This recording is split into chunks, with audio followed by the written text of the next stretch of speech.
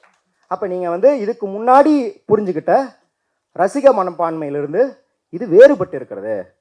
கமல் ரசிகர்கள்லாம் பயங்கரமாக அவர் வந்து எல்லா அரசியல் வச்சு துவம்சம் பண்ணிடுவோம்னு நினச்சி வந்தாங்க. அவர் இல்லைன்னு ப்ரூவ் பண்ணோன்னே சைலண்ட் ஆகிட்டாங்க. யாரும் பார்த்தீங்களா, கடந்த ஒரு 3 வருஷமாக சைலண்ட் ஆகிட்டாங்க. ஆனால் அந்த மாதிரி கூட இல்லை, இவங்க ஏறி எதிர்த்து ஒரு பெரிய நாச வேலையை செய்கிறதுக்கு தயாராக இருக்காங்க. அப்படின்னா அந்த ஹீரோ வர்ஷிப், அந்த சினிமா ஹீரோ வர்ஷிப்லேருந்து தாண்டி ஒரு கல்ட் ஹீரோ வர்ஷிப் எப்படி போகுது அப்படின்னா, இது வந்து ஒரு இன்சைடு இன்ஃபர்மேஷன் மாதிரி.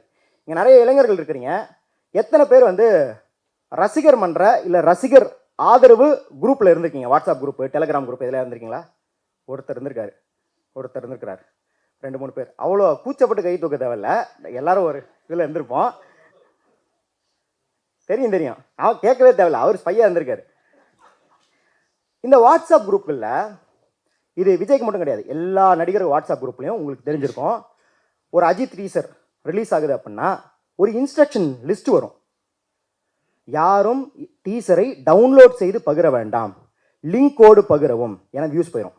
அந்த மாதிரி ஒரு 8 இன்ஸ்ட்ரக்ஷன் வரும். 1 ஹவரில் எத்தனை மில்லியன் வியூஸ் போயிருக்கு, 12 மணி நேரத்தில் எத்தனை மில்லியன் வியூஸ் போயிருக்கு, இந்த போஸ்டர்கள் உங்களுடன் பகிரப்படும், அதை மறக்காமல் வாட்ஸ்அப் ஸ்டேட்டஸில், ஃபேஸ்புக் ஸ்டேட்டஸில் வைக்கவும். பகிரும்போது, போஸ்டர்களை பகிரும்போது HDI மட்டும் பயன்படுத்த வேண்டும், இப்படின்னு ஒரு 7-8 இன்ஸ்ட்ரக்ஷன் வரும். எல்லா டீசர் இப்போ இல்லை, அது ஒரு 10 வருஷமாக இப்படி தான் நடந்துக்கிட்டு இருக்கு. கரெக்டாக எல்லா நடிகர்களுக்கும் வரும். இப்போ விஜய் அரசியலுக்கு வந்த பிறகு இது எப்படி மாற்றப்பட்டிருக்கிறதுனா, வழக்கமாகவே உங்களுக்கு தெரியும், அஜித் வந்து தெரியாமல் யாருக்கும் உதவி செஞ்சார், அவர் கார் கதவை அவரே திறந்தார் அப்படின்ற மாதிரி கதையெல்லாம் உருவாக்கி சொல்லுவாங்க இல்லையா? இது எல்லா நடிகர்களும், அது அஜித், விஜய், ரஜினி எல்லாத்துக்கும் நடக்கும். ஆனால் இது அரசியல் ரீதியாக எப்படி ஆக்கப்பட்டிருக்குன்னா, உங்களுக்கு நெல்லைக்கண்ணன் தெரியும், காங்கிரஸில் ஐயா நெல்லைக்கண்ணன் இருக்கார். அவர் வந்து ஒரு 1000 கதை வச்சுருக்கார் காமராஜர் பற்றி. காமராஜர் காரில் சென்று கொண்டிருந்த போது, விமானத்தில் சென்று கொண்டிருந்த போது, படி ஏறி போது அப்படின்னு ஏகப்பட்ட கதைகள் இருக்கும்.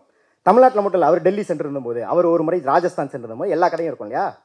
அந்த கதையில் சில கதைகள் உண்மை கதைகள், சில கதைகள் மக்கள் அவர் மீது இருக்கும் அன்பில் உருவாக்கிய நாட்டுப்புற கதைகள், ஃபோக்லோர்.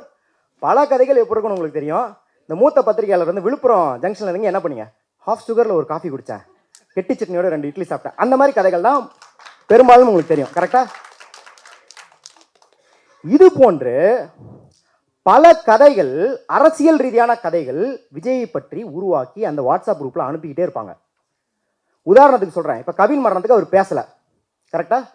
ஏன் பேசலைன்னு மதுரை மாநாட்டில் ஒரு ரசிகன்ட்ட கேட்டபோது அது சஸ்பென்ஸ் அப்படின்னா, தெரியுங்களா? இல்லை, இது உங்களுக்கு பார்க்கறதுக்கு சிரிப்பாக இருக்கும், அது ஏன்னு எனக்கு தெரியும். ஏன்னா அவனுக்கு வாட்ஸ்அப் குரூப்பில் என்ன சொல்லப்பட்டிருக்கு அப்படின்னா, கவின் மரணத்தன்னைக்கு அவர் தூங்கவே இல்லை, அவர் புஷியானந்த கூப்பிட்டு சொன்னார், ஆனந்த் சார் இவனுங்களை சும்மாவே விடக்கூடாதுன்னு சொல்லிட்டாரு அப்படின்னு சொல்லி மெர்சில் அவர் முறைக்கிற அந்த கண்ணை மட்டும் போட்டு வாட்ஸ்அப்பில் பரப்பிடுவாங்க. நிஜமாலுமே அவன் நம்பிட்டு இருப்பான், சஸ்பென்ஸாக தலைவர் ஏதோ பண்ண போறாருன்னு. தலைவருக்கு அது நடந்ததே தெரியாதுன்னு அவனுக்கு தெரியாது. இதை நான் சிரிக்கிறதுக்காக சொல்ல, அரசியல் ரீதியாக இங்க இருக்கும் எல்லா விஷயத்துக்கும் விஜய் தயார் நிலையில் இருக்கிறார், ரகசியமாக ஒரு எதிர்வினையை ஆற்றிக் கொண்டிருக்கிறார் என்ற கதைகள் ஆயிரக்கணக்கில் இந்த 2 வருடங்களில் அவர்களுக்கு ஊட்டப்பட்டு இருக்கிறது. அதனால தான் நான் ஒரு மாணவர்கிட்ட வந்து உட்காந்து கேட்குறேன், நான் வந்து சரிப்பா நீ திமுக பற்றி சொல்கிற எல்லாத்தையும் நான் நம்புகிறேன், சில கேள்விகள் கேட்குறேன், அவங்ககிட்ட கேட்குறேன், நீ வந்து மூச்சு திணறி இறக்கல, கத்தியில் குத்தி இறந்துட்டாங்கன்னு சொல்லிட்டு மூச்சு திணறி இறக்குறதுக்கு நான் ஒரு 100 வீடியோ காட்டுறேன், கத்தியில் குத்தி ஒரு வீடியோ காட்டுறேன், இந்த மாதிரி கேள்விகளாக கேட்டே இருக்கேன். ஒரு 15 நிமிஷம் கழிச்சு அவனால் கண்ட்ரோல் பண்ண முடியல, கோபத்தில் எனக்கு பதில் சொல்ல முடியல, கோபத்தில் கண்ணீர்லாம் வருது. என்ன சொல்கிறான், உங்களுக்கு தெரியாதுங்க அவர் எவ்வளோ நல்லவர் தெரியுமா, அவரை பற்றி இப்படி பேசுங்க அப்படின்னு கேட்குறான். ஏன்னா நான் கேட்குறேன் வந்துட்டு, டே பாரு, நானும் அவரை ஸ்க்ரீனில் தான் பார்க்குறேன், நீயும் ஸ்க்ரீனில் தான் பார்க்குறேன், உனக்கு மட்டும் எப்படி அவர் நல்லவர் தனியாக தெரியுது அப்படின்னா, எங்களுக்கு தெரியுங்க அப்படின்றான். ஏன் எங்களுக்கு தெரியும்னா அவனுக்கு வாட்ஸ்அப்பில் சொல்லப்படுது, இதெல்லாம் வாட்ஸ்அப்பில் டெலிகிராமில் கண்டினியூஸாக இந்த கல்ட்டு அவனை மூளை செலவி செய்திருக்கிறது. ஆனால் ஒரு ஹீரோ கல்ட் அதை மட்டும் வந்து வச்சு இப்படி பண்ண முடியாது. இதற்கு முக்கியமானது வந்து ஒரு அதரிங் ப்ராசஸ். ஒரு மாபுக்கு, அந்த மாபு எவ்வளோ கட்டுக்கணங்காத மாபு ஆனாலும் இருக்கலாம், ஆனால் அது ஒரு ஃபாசிஸ்ட்டுங்க வந்து டேக் ஓவர் பண்ணுறதுக்கு ட்ரெயின் பண்ண வேண்டிய ஒரு கூறு அதரிங் ப்ராசஸ். பிஜேபிக்காரன் எவனை திட்டினாலும் பாகிஸ்தான் கை குளின்வான்ல, ட்ரம்ப் திட்டுவாங்க, இல்லை இமிகிரண்ட்னுவாங்க, இந்த மாதிரி ஏதாவது ஒரு அதரிங், ஒரு அதர் ஐடென்டிட்டி வேணும். சொல்கிறவங்க எல்லாத்தையும் அதில் கொண்டு போய், முஸ்லீமாக இருக்கலாம், இமிகிரண்ட்டாக இருக்கலாம், சவுத் அமெரிக்கனாக இருக்கலாம், இந்த மாதிரி பிளாக்காக இருக்கலாம், அந்த மாதிரி அதரிங் ப்ராசஸ்க்கு உங்களுக்கு ஒரு ஐடென்டிட்டி வேணும். இங்கே தாவேக்கா அதரிங் ப்ராசஸ்க்கு பயன்படுத்தப்படும் ஐடென்டிட்டி நீ திமுக. யார் வேணாலும் பேசினாலும் என்ன பேசினாலும் உன்னை திமுக ஐடென்டிட்டி போய் அடைக்கிறது. நான் வந்து ஒரு பெரிய செயல்பாட்டாளர். அவங்க வந்து 2009 இந்த ஈழ இனப்படுகொலையை ஒட்டி பயங்கரமாக போராடினாங்க. அவங்க வந்து திமுக அரசையும் கண்டினியூஸாக எதிர்க்கிறவங்க. காலையில் எந்திரிச்சா திமுக திட்டலாம் அவங்களுக்கு தூக்கமே வராதுன்ற மாதிரியான ஆள். அவங்க விஜய் எதிர்த்து பேசினா கூட அவங்களே திமுக சும்மா தான் திட்டுறாங்க. ஏன்னா இது ஒரு அதரிங் ப்ராசஸில் திமுக இங்கே வந்து முக்கியம் கிடையாது. இந்த அதரிங் ப்ராசஸ் ஒரு பிளேஸ் ஹோல்டர்.